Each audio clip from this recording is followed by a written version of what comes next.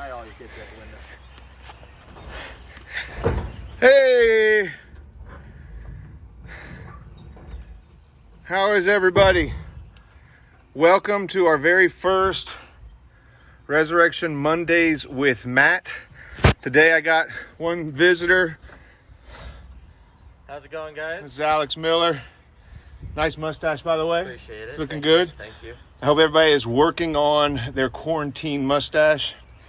With a lot of free time, you can try a few things out.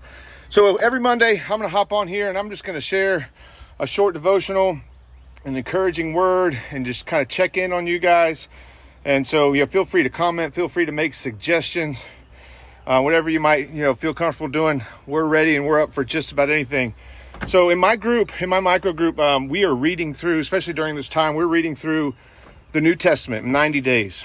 So we're reading about 3 or 4 chapters a day, and currently we're working our way through Matthew. And so this morning, in all honesty, if we're confessing, I'm like a day or two behind.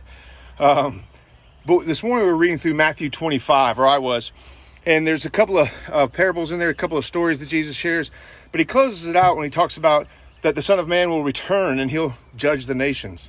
Super exciting, right? Super encouraging word so far. But in there, he then begins to tell about the people who will inherit his kingdom. He separates them as sheep and goats, and he says, the people who inherit my kingdom, they fed him when he was hungry. They clothed him when he was in need of clothes. They visited him in prison when he was in prison. They gave him drinks when he needed drinks and he was thirsty. And he said to the people who weren't going to inherit the kingdom, he said, you did the exact opposite. You didn't help me when I was in need. You didn't help me when I was hungry. You didn't help me when I was thirsty. You didn't come visit me when I was in prison. And they both asked the same question. When did we do these? And he said to him, what you do unto the least of my brethren, you do unto me. And as I was reading that, I was just kind of hit, especially during this time, how clear it is sometimes what God really wants us to do, what Jesus really wants us to do, and what he's asking his disciples to do, and the people that he was talking to then, and what he's asking us to do now. And it really was simple. It was, if you want to be part of my kingdom, if you want to inherit my kingdom, one of the main calls in our life is to meet the needs of others. Those around us who might be hungry, those around us who might be thirsty, those who are in prison, those who are sick, those who whatever the need might be, our call as believers is to help meet that need. We always want to know, what is our call? What is God wanting me to do? And this is one of those times where it's clear. One of the things he wants us to do is to meet the needs. And so I want to encourage us during this time. And I know you might have to be a little creative because it's not quite as easy because you can't go out, but there are people with a lot of needs.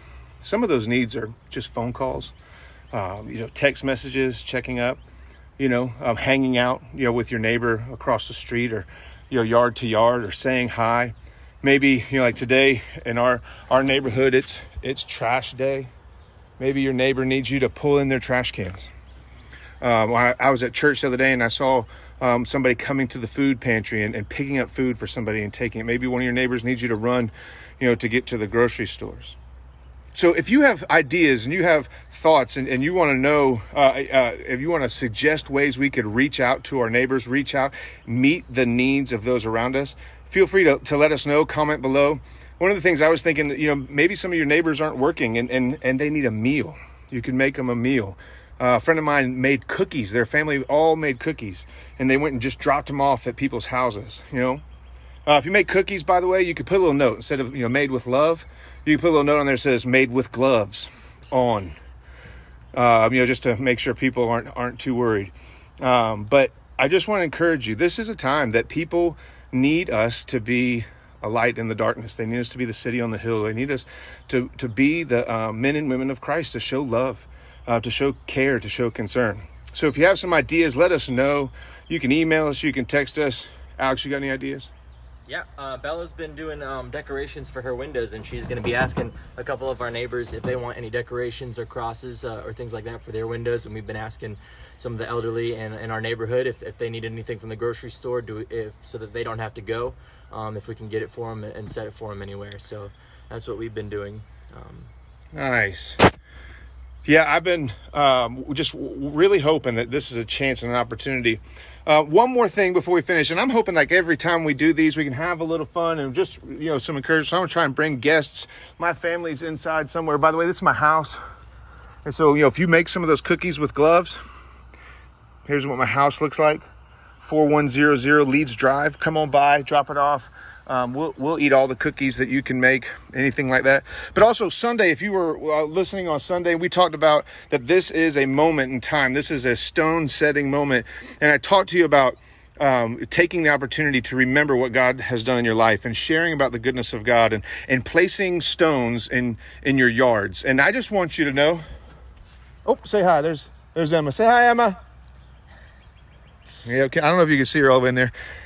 I want you to know I really wasn't kidding about placing stones and having the opportunity to remember. And I know this coronavirus isn't over yet, but I believe God is already doing really cool things in my life and going to continue. So I just want you to know.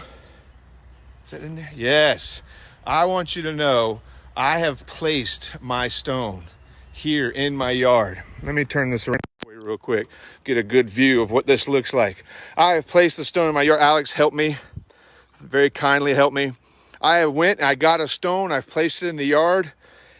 And I am serious about letting people know what this stone is for. So I want to challenge you there to get a stone, wherever it might be, to take the opportunity, as crazy as it might seem, to put it in your yard, to let people know what it is God's done in your life, what he's going to continue to do in your life. We love you guys. We're praying for you. Our family is praying for you. We can't wait to see you. One of the hard things has been not seeing everybody, on Sundays and even our small groups or micro groups. We are praying for you.